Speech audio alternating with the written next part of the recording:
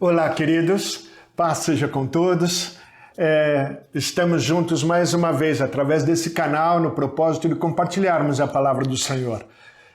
Espero que você esteja bem junto de sua família.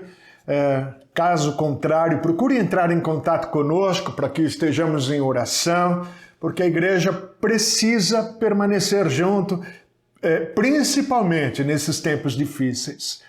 Hoje quero compartilhar a palavra do Senhor com você, com o título da mensagem, Olhos que Veem, baseado no livro de Jó. A história de Jó é bastante interessante, nós leremos agora apenas um versículo que está no final do livro, no capítulo 42, versículo 5. O versículo diz assim: Com o ouvir dos meus ouvidos ouvi, mas agora te veem os meus olhos. Pai querido, eu te louvo por essa santa palavra, Pai. Peço-te que fales conosco através dela, Senhor, atentando para a necessidade de cada um dos teus servos, Pai.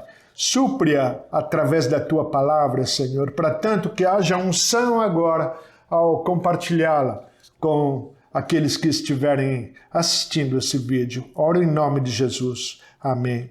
Amém. Queridos, essa é uma constatação no final da história de Jó. Jó, no final da história dele, ele pode afirmar: agora os meus olhos te veem. E parece um paradoxo, porque o livro de Jó começa afirmando que Jó era íntegro e se desviava do mal. Jó era temente a Deus, sempre foi. Mas é no final do livro, no final da sua história, que ele faz a constatação de que antes ele conhecia o Senhor apenas de ouvir. Mas agora, dizia ele, os meus olhos te veem. E eu quero citar duas ocasiões em que Jesus fala desse assunto. Disse Jesus: não te hei dito que se creres verás a glória de Deus?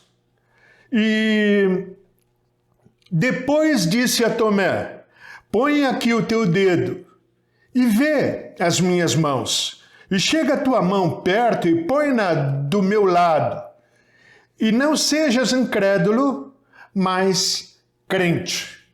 Ambas essas ocasiões são registradas no Evangelho de João. A primeira, Jesus fala para Marta que a condição para ver um milagre é crer. E na segunda, Jesus fala com Tomé, advertindo Tomé de que a situação dele era de alguém que precisava primeiro ver para crer.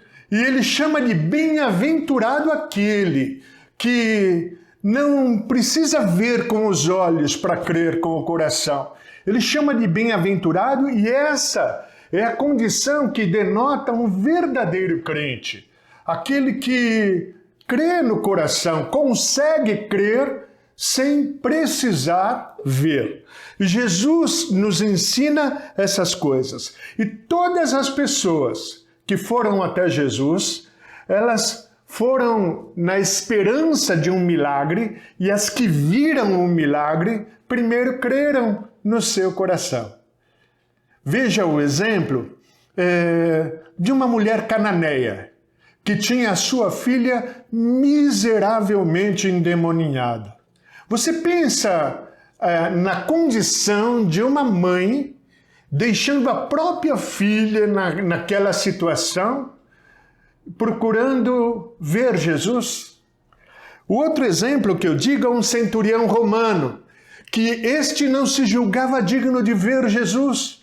Ele manda súditos até Jesus e ele faz uma afirmação maravilhosa, dizendo assim: olha, eu não sou digno que entres debaixo do meu telhado, não sou digno nem de ir até a ti. Basta que o Senhor diga uma palavra e o meu servo será curado. Pedro viu primeiro o milagre. A primeira coisa que aconteceu na vida de Pedro foi presenciar um milagre da pesca maravilhosa. Mas Pedro ele teve uma reação que demonstra a humildade e o quanto ele cria no Senhor. Porque ao presenciar o milagre que ele viu, primeiro, antes de ter um contato com o Senhor, ele chega até Jesus e diz assim: Senhor, retira-te de mim, porque eu sou pecador. E ele fez a mesma coisa que fez Isaías. Isaías, quando teve a visão do Senhor, ele disse: ai de mim, que eu sou um homem de lábios impuros, habito no meio de um povo de impuros lábios, e eu vi o Senhor, eu vou perecer. Ele teve essa humildade, esse sentimento no coração. Eu posso dar o exemplo de Zaqueu, que subiu numa árvore para ver Jesus sem ser visto, por não se achar digno de ver o Senhor. Você quer ver um milagre? Você tem a necessidade de ver um milagre? Busque ver o Senhor. Essa deve ser a real busca de alguém que tenha um propósito no coração de agradar o Senhor. Mais do que ver um milagre, tantos buscaram ver milagres e Jesus se absteve de demonstrar. Ele dizia: uma geração má e adulta pede um milagre. Eu não vou dizer outra coisa senão o milagre do profeta Jonas. E se limitou a pregar a palavra, porque eram pessoas que careciam de crer primeiro no coração. E assim elas poderiam ver a glória do Senhor, mas não criam no seu coração. E o Evangelho de João, ele começa de uma forma maravilhosa, falando a respeito disso. O início, no capítulo 1, fala que nós vimos a sua glória, como a glória do unigênito do Pai. E não é para qualquer um. Jesus, ele fala no Sermão da Montanha que bem-aventurados os limpos de coração, porque eles verão o Senhor. Ora, se só os limpos de coração podem ver, o que será de nós? Jesus disse para os discípulos: vós já estáis limpos pela palavra que eu vos tenho falado. Veja, a palavra de Deus pode nos limpar e nos tornar aptos para ver o Senhor. E estar limpo pela palavra que o Senhor nos tem falado é que nos assegura a garantia de podermos vê-lo. E Jesus disse para Filipe, que estava há tanto tempo com ele: ô Filipe, estou há tanto tempo convosco e você me pergunta, quero ver o Pai? Quem vê a mim, vê o Pai. Eu estou certo de que muitos de nós estamos na condição daqueles discípulos, sabe, no caminho de Emaús, que viram o Senhor, mas não se aperceberam de que era Ele, porque o coração estava cheio de tantas outras coisas. E quando lhes foi revelado, eles então se regozijaram, se alegraram. A Bíblia fala que algo semelhante há de acontecer com todos nós, semelhante ao que aconteceu com os discípulos que estavam no caminho de Emaús. Porque a Bíblia diz que quando estivermos diante do Senhor, nós faremos uma pergunta: Senhor, quando foi que nós te vimos? E Ele responderá: quando fizeste a um desses pequeninos, a mim o fizeste. E então o que nós podemos nos apercebermos disso? Que quando tendo o nosso coração limpo pela palavra e os nossos olhos atentos à necessidade dos pequeninos, aqueles que estão à nossa volta, carentes da nossa intervenção para algum favor, alguma coisa, nós estaremos fazendo a vontade do Senhor e eles estarão vendo o Senhor em nós. E nós podemos ver o Senhor na vida de outras pessoas, em circunstâncias que, ainda que sejam difíceis, que estejamos passando. A minha oração agora é que o Senhor nos dê olhos para que vejamos.